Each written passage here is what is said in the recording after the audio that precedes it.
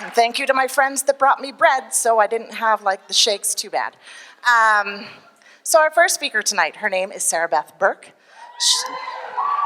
Sarabeth! As those of you know who have been here before, I like to ask getting to know you questions of our speakers so that you can learn a little bit, something special about them.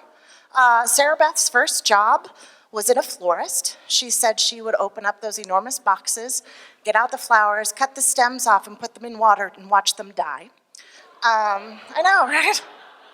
And one of her embarrassing stories that her parents would share is when she was in first grade, she was in the car, and her mom and dad were in the front seat. They were drinking water out of a bottle, and she turned to her friend in the back seat and goes, "You should know my mom and dad drink and drive," because she didn't know what it meant. But she was sharing information. And right now she's going to share a little bit more information about the power of imagination. Please give a big round of applause for Sarabeth. You're going to kill it.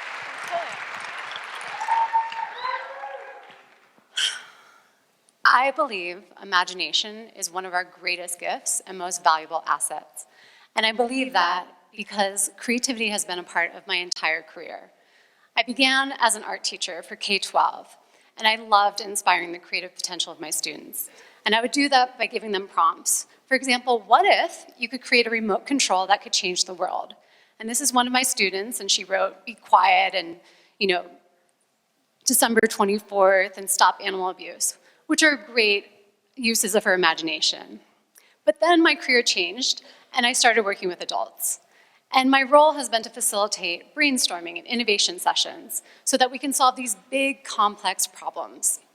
And again, I would do that by starting with prompts. And they would write ideas on Post-it notes, and I'd hear things like, "Well, we just need more time and more resources and better furniture and more money." And those are good ideas, except that is not out-of-the-box thinking. Where are the wild and crazy imaginative ideas? What is happening? Why have adults stopped using their imagination? And I wanted to understand, and so I started doing a little research to find the main reasons behind this. And one of them, it turns out, is that we have these art scars.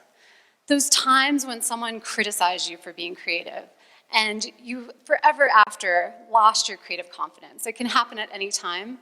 For me, it happened in high school when my teacher told me I wasn't good enough to be in the senior studio class, and I didn't think I could be an artist.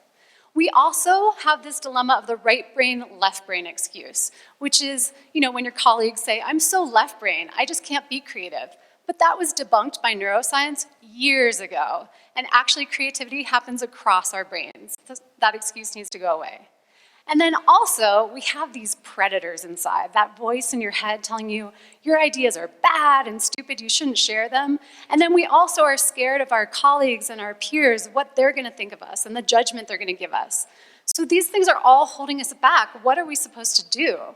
Well, I created my own toolkit, and tonight I wanna share with you some tips and tricks of how to bring back our imaginations. But first, it really requires that we set the right stage. You actually need to be in a positive state of mind for your creativity to come out. So watching silly YouTube videos, being playful, enjoying games, laughing, those are great ways to release that tension and let ideas come out. Again, playing along with this, you also need to be relaxed. So taking a walk, going outside, help you unwind. When we're in boardrooms and meeting rooms that are tense and you're worried about stress and work, that's not going to help, so we need to be relaxed. Another big issue to set the stage is having enough time. Often when we're trying to come up with ideas, we get a few good ones in the beginning, but then we stall, and we kind of fall and we stop, and we're like, okay, we'll end there. But we actually need to break through and keep pushing because the best ideas are yet to come. We just haven't given enough time, and we haven't gotten past the boring ideas.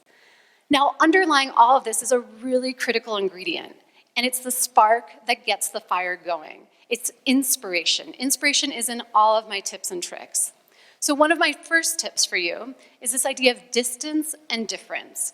When we get out of our comfort zones and we travel and we see new places and have different experiences, we can begin to bring new perspectives to the table and share things we've never thought of before. Another tip is this idea of, well, what would Jesus do? Or substitute it with, what would my 4-year-old self do? Or my grandmother, or Steve Jobs, or Google. Starting to reframe and walking in a different set of shoes can help us really expand possibilities. The next one is Scamper. Scamper is an acronym that stands for substitute, combine, adapt, modify, put to other use, eliminate, and reverse. Any of those action words can really help shift and trigger new thoughts. What if we substituted this thing or combined this thing? And the next one is one of my favorites. It's Analogies. Analogies is when you take your problem and put it in a new situation. Like, what if we had to do this thing in a grocery store, or it happened in a restaurant, or when we're on vacation, or in the subway? That can really help bring up new thinking.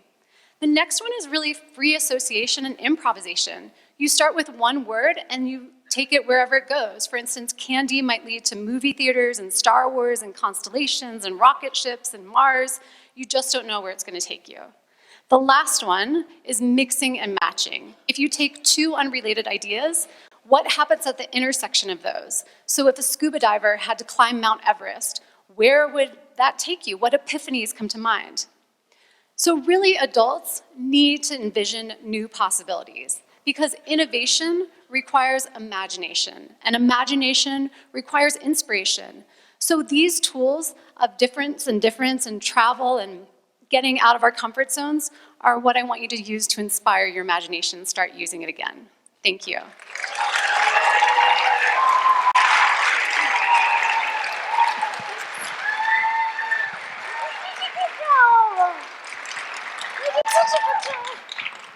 I'm so excited. They're like, man, I just love people having a good time and trying something new. And I also